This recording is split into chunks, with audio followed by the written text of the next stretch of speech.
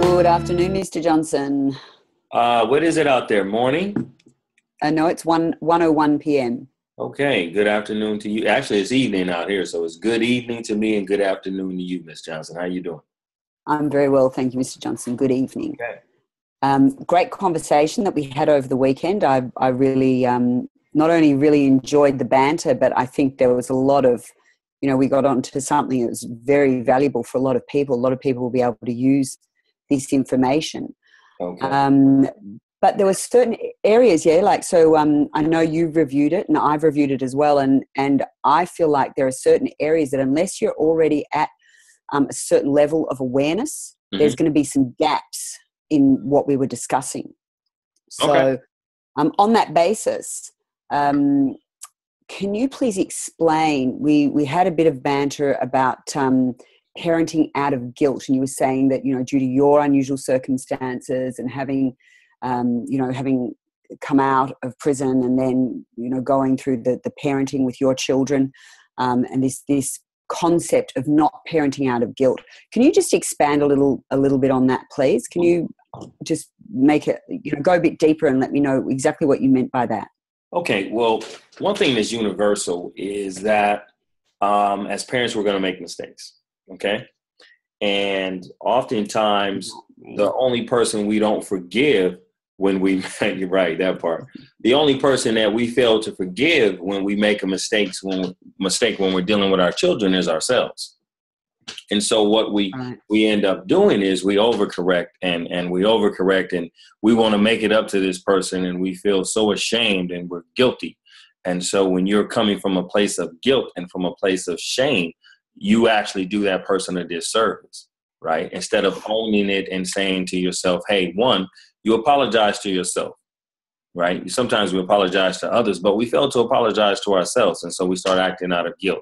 And when you're dealing with anybody, it could be a great mistake. But when you're dealing with a child, you set them up for failure because that's an empty void. Like you can't feel it. Like when you're coming from a guilt, right? That place is empty. Right. So you can put a whole bunch of stuff in there. It's just going to fall out because there's really no substance there.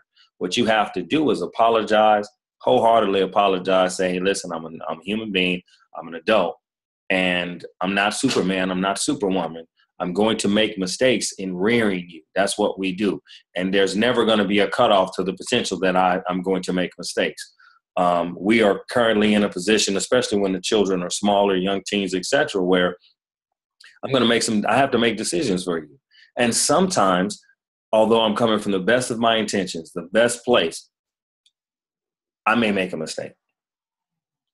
When I figure it out, I'm going to come to you. I'm going to wholeheartedly apologize. But that does not negate my leadership role in the space that we share. Oh, you just said you just said the L word, the leadership word. That's a good one. Can I back up a little bit, and can I ask you to put it in context, though, or do you mind? I'll get permission.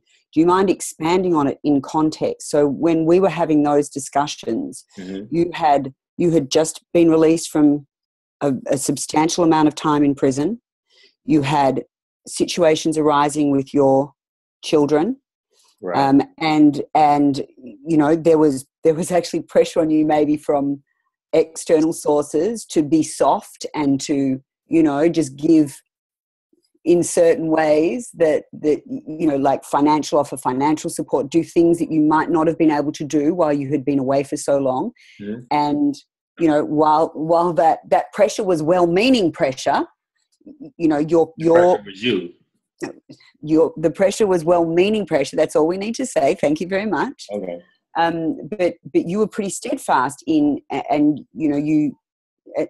you said, I'm not going to do those things because I'm responding to them out of guilt. And, by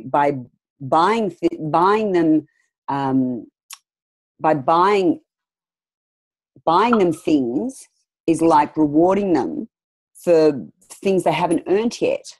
Right. And I'd only be doing it because I feel guilty because I haven't been here for all of these years.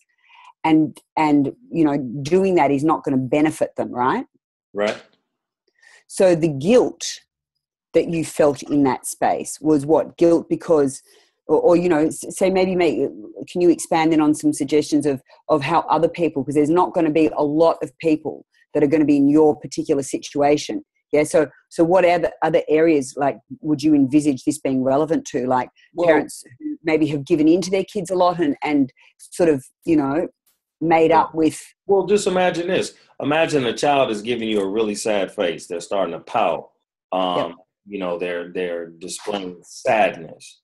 Yeah. You know, things like that. And you know, we want to fix it. We want to make it right. You know what I'm saying? We want to make them feel good. And oftentimes when you're trying to make someone feel good, you're not making them be good. So in my personal situation, what I had to do was, you know, and each child is different. And so you're dealing, you know, you might do for one kid what you wouldn't do for another, because that wouldn't help that kid. And so some kid may say, hey, you did such and such for my brother or my sister. But, you know, as a parent, as a human being, yeah, but that won't help you.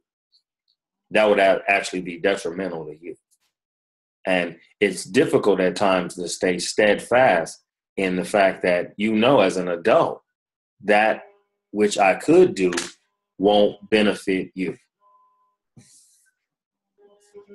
Can I touch on it? Yeah. I suppose more. I was more looking for other situations that you could reasonably expect that people would be in general life where they're parenting out of guilt. Like, you know, what might someone do that's parenting out of guilt? Well, let's say do you mind if I use you for an example lightly? Sure. Okay. So no names though. Right. Absolutely. There's times when you felt, you know, when reviewing your history, you've come to the conclusion that you've made a mistake. And, you know, you may feel that you were a bad example on some levels, that you weren't at your best when doing certain things. And then when you're trying to correct it, you're not necessarily taking into account where that person is right now. See, we own some of how our children turn out based on what we show them, but they own some of it too. Because you're not the only influence in your child's life. Right?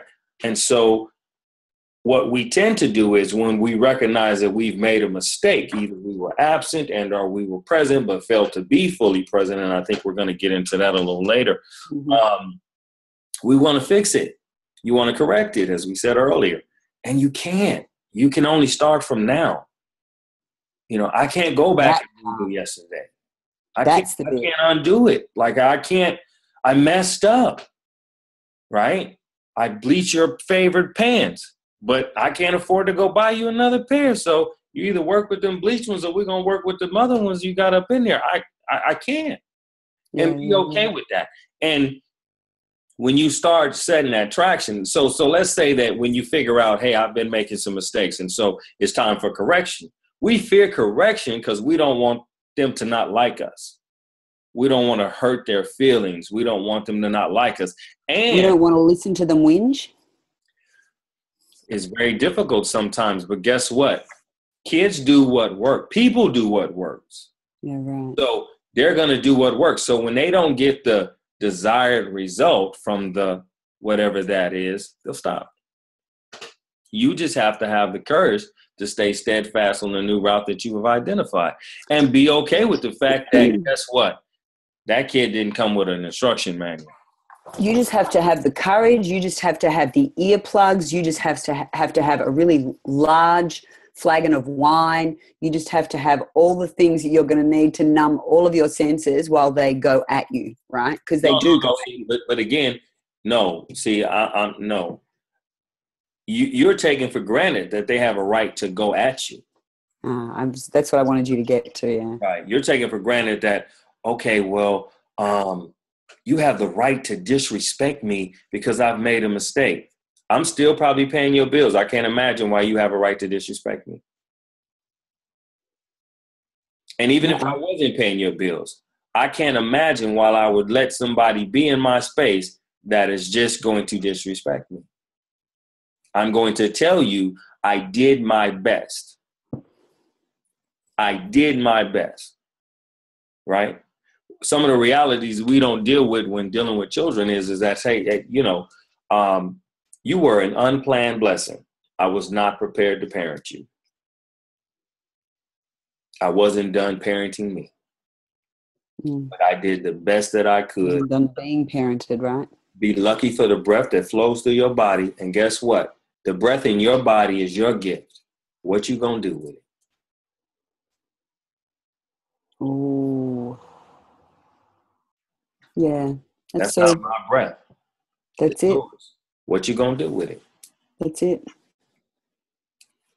So what were some of the other questions?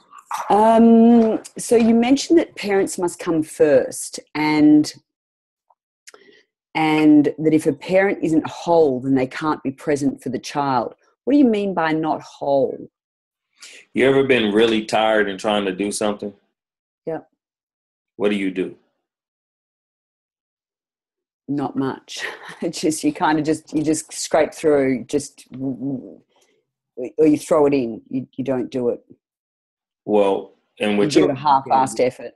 So if you're not present, you're not whole. What do you think you're doing when you're rearing your children? Yeah, you're just putting in a half-heart. You're just doing what you have to do to get by. You're in survival mode. You're dragging through the day. Yeah. Give yourself permission to self-care on you. You have to give yourself permission to be first. You have to, and in doing that, right, you actually communicate something really helpful and healthy to the child, because you teach them self-ecology, you teach them independence, right? But you're going back to that, I want to be able to fix everything for this person because they're my kid. No, I want to be able to demonstrate this kid wholeness in life, right? The mother cub can't feed the mother cub has to leave the little lions, the cubs. Not the mother cub, I'm sorry, but the lion has to leave the cubs because she got to go get it, right? Right. And whining when she go, but she got to go get it. And she has to eat first because she needs her strength. You need your like the airplane. Pull your mask down first. Pull your mask down first before you call yourself trying to save somebody. Yeah. And that's just universal. That's applicable in all those different areas. And so if you're nurturing you, if you are of sound mind, if your body is right, if you're eating healthy, then you can look at that kid and really identify what that kid needs, and you can feel that kid needs. But if you're working on empty, you're sporadically, you're just throwing Apple Jacks and fruit roll-ups and stuff like that at the kid to get it to shut up. You're not cooking a healthy meal because you're just putting out fires. When you're not whole, you're just putting out fires. You're the fire. Put you out first and the rest will follow. Right. And then the comment that, well, I suppose that's kind of in the same thing. You can't, oh, no, it's not actually. It's quite different. Can you just expand a little bit on you can't give what you don't have? No, actually, that is an expansion on what we just talked about. If you are empty, there's nothing to give.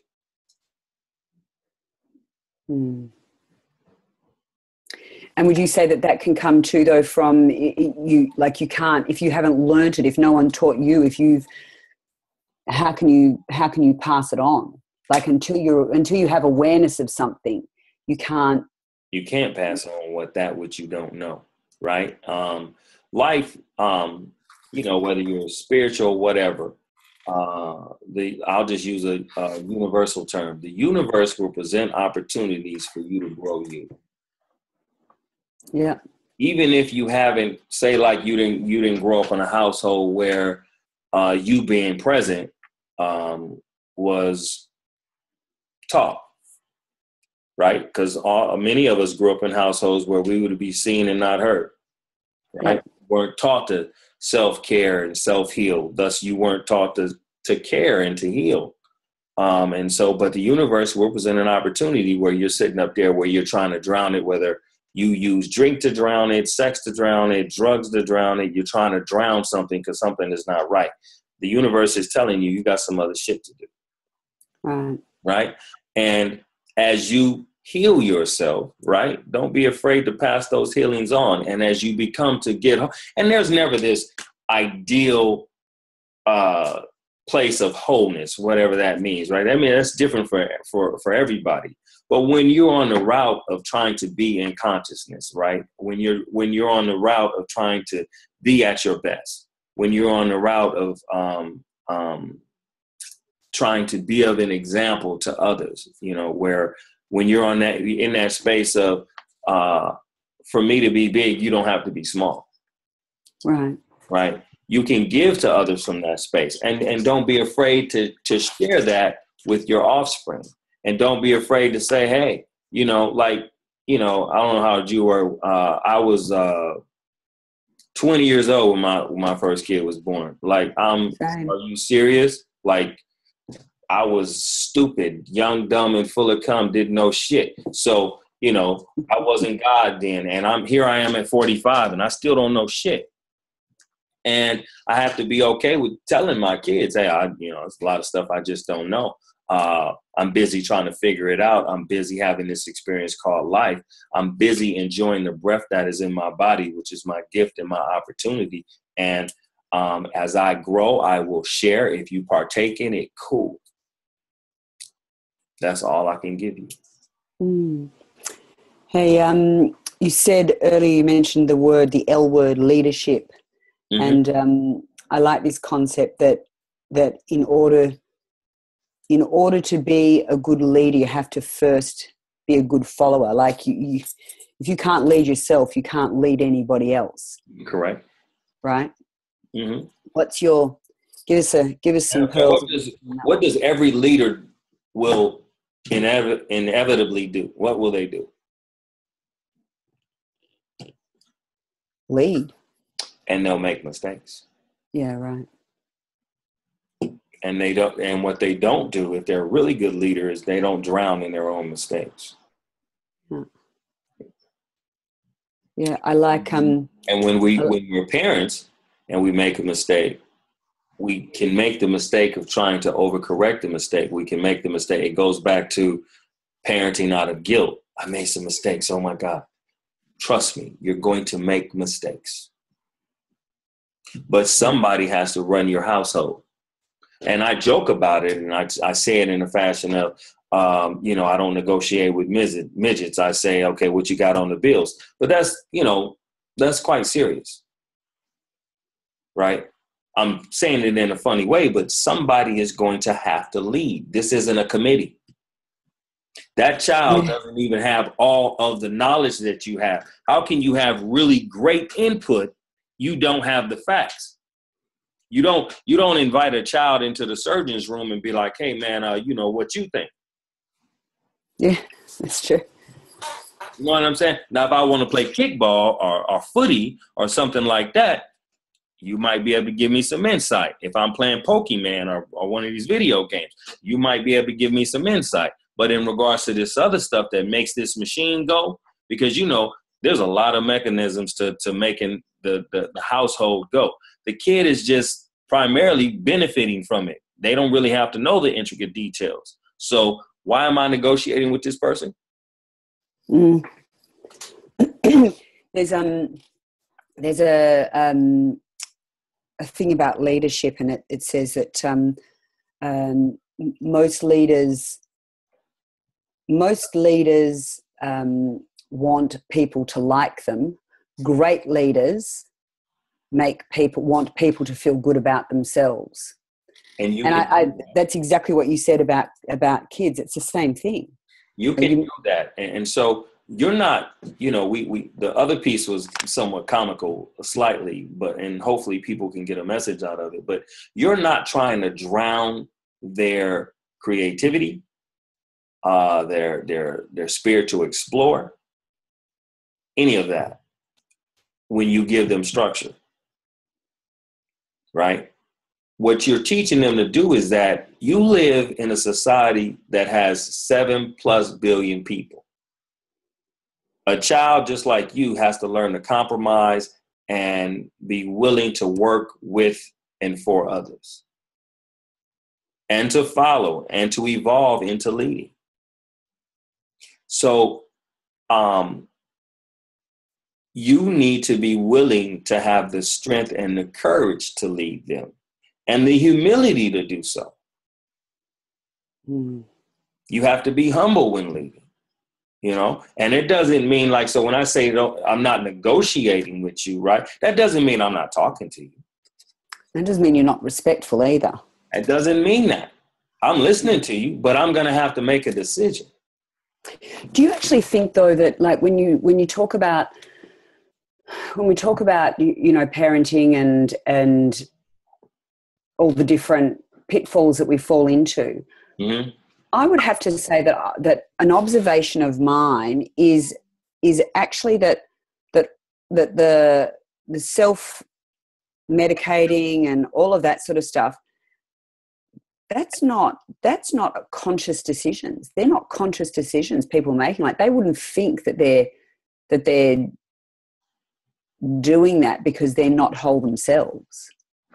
Well, and they wouldn't see what they're doing as like, and that's probably the problem often, is that they wouldn't see that what they're doing is not being present with their kids. I mean, they're there.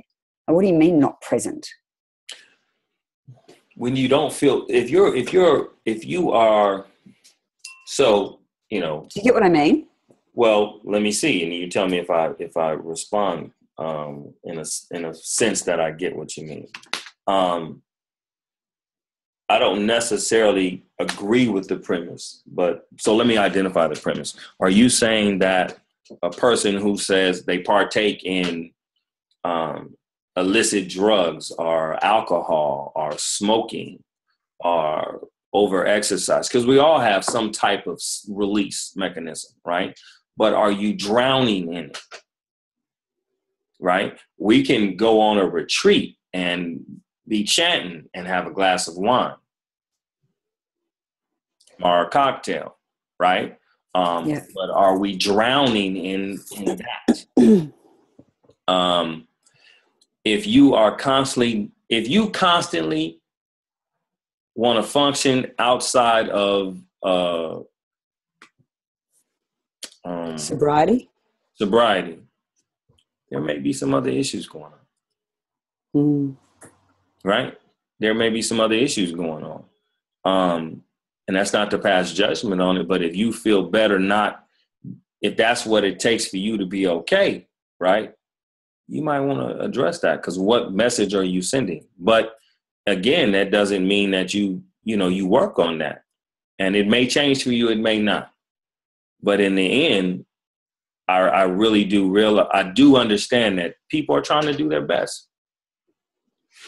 One of the things we covered on when we still do Child Abuse Matters, but and we talk about parents being present and doing their best and trying to think of alternative mechanisms to discipline children other than just beating them,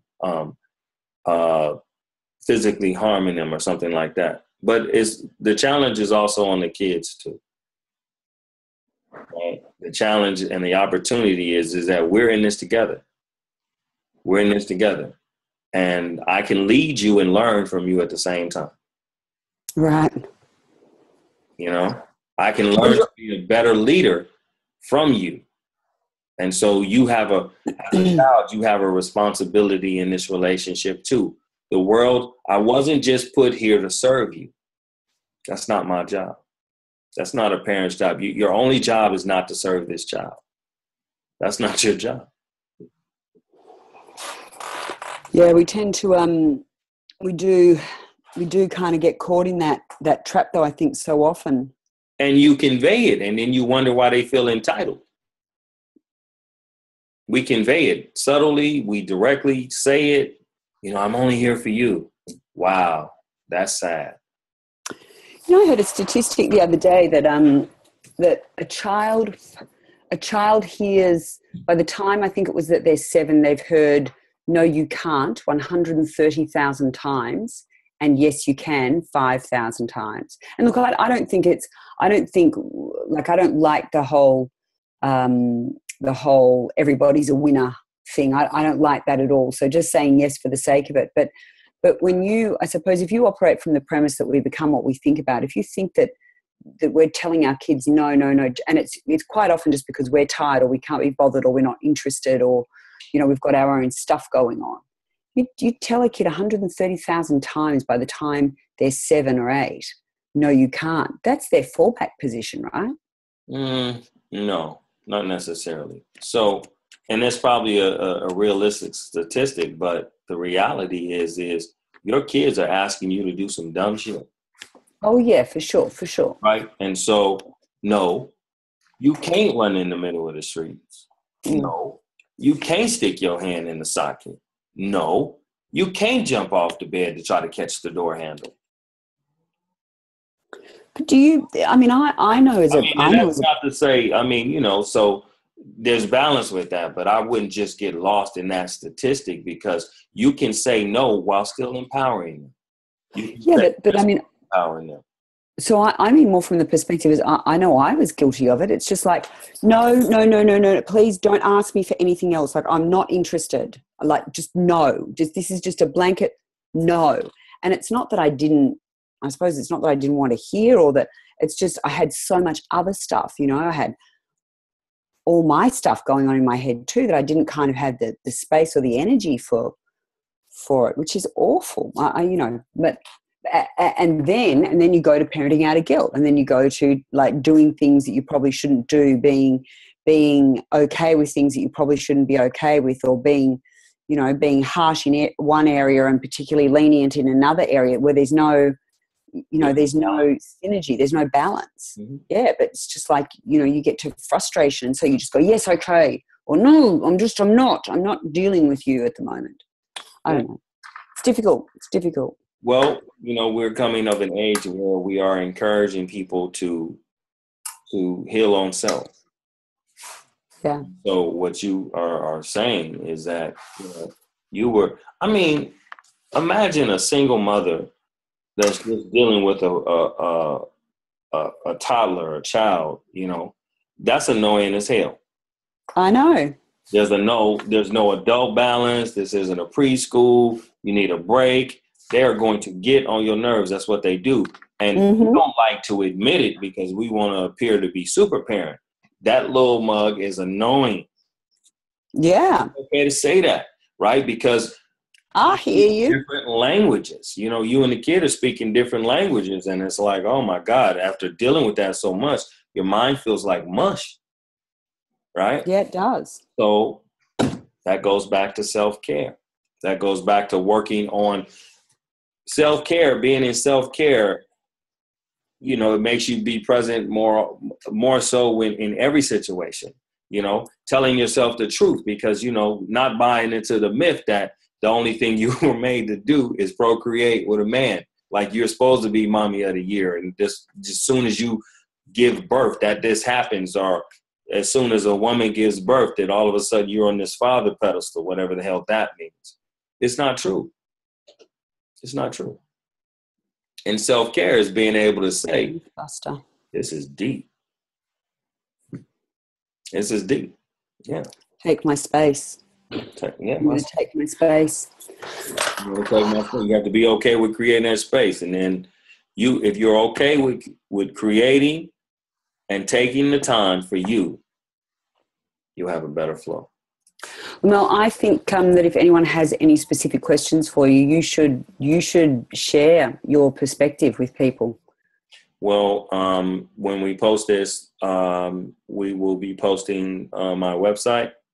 Yep. And we will probably also include, well, they can go to the website and then follow the instructions to contact me. And yeah, that's the problem. That's not cool. And we're learning from each other. It's, you know, I'm just taking, you know, the different things that I've read, the different experiences and examples, and, you know, whether I'm doing it through humor or I'm doing it just through this type of banter. But, you know, one of the things we've talked about in a lot of different areas where people have problems, you got to be willing to talk it out. You got to be willing and humble enough to say, man, I got a problem. I got an issue. Right. And the bravest thing you can do, the most courageous thing you can do is be like, man, this shit is hard. I need some help. I need some help.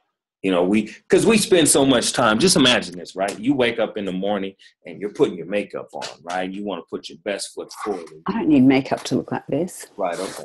You're putting your makeup on. The man is in there brushing his hair. We want to get groomed. We want to present well, right? We spend a lot of time acting. We want to hear that nothing is wrong, that, I got this shit. Everything is in control. Bullshit. Let's call it for what it is. Bullshit. Right. And so we spend so much. So it's not surprising that if we spend all our day in society acting that, right, like we got it together because we're specialists and we're experts and we're all these different things. I don't want to say, man, I don't have control of my house. Yeah, you're right. I run a company. I do this, I do that. I'm a master at this. I can't outsmart this little 7-year-old kid. Are you kidding me? It's hard to come out there and say, man, I got this problem because I don't want to feel vulnerable. I don't want to feel weak as a man. When it comes to a woman, shit, man, I'm mother of the year. What you talking about? I ain't got no problems. My kids think I'm good. Really? I can cook, clean. I do it all. I'm superwoman. No, actually you're not. No. And it's hard to admit that. But definitely. What we try to create, the things that I do in my work is I want to create safe places for people to get real. Because oftentimes, let's say one of the main keys to life coaching is the truth is you're dealing with some really, really intelligent, remarkable people who already have the answers.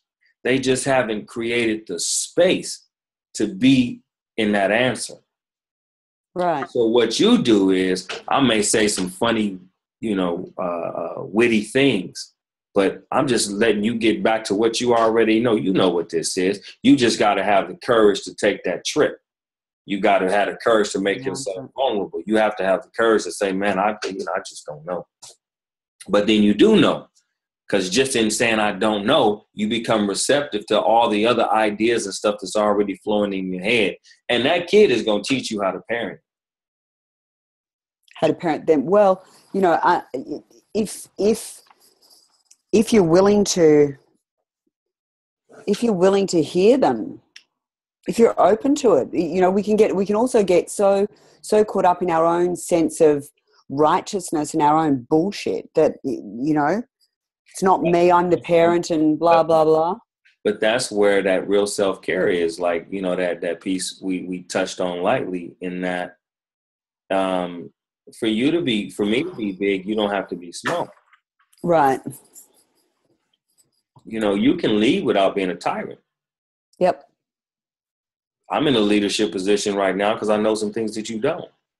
Yep. But it doesn't mean I'm better. One day you will. One day you will. And you can be humble. You can be humble and stern. Hey, man, this part of this punishment or this part of this, I can't let you go spend the night out every night or over your friend's house or something. It has to be. But why not? Listen, I have to make decisions that I believe are in your best interest. You are not going to agree with me, but I knew you didn't agree with me when you asked me that damn question. I still have to make a decision. And I think, sorry. And hopefully, not even hopefully, you know where you're coming from, right? And they won't, I don't go for the, you're going to verbalize the disrespect and stuff like that. That's not appropriate. But you know what they thinking in their mind. Screw you. I understand. I get it. I'm okay with that. I've been told no before. And, but I'm preparing you for real life.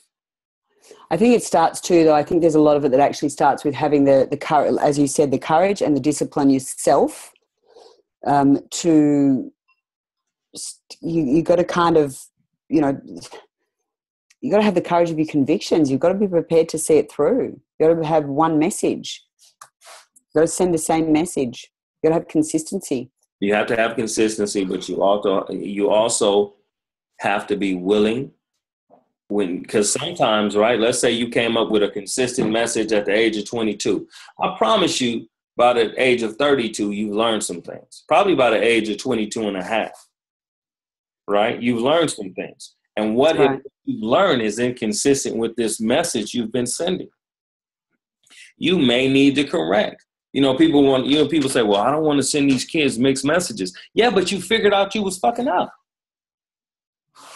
That doesn't mean you say, well, we just sure. in this way, right? Well, but No, just because I said so.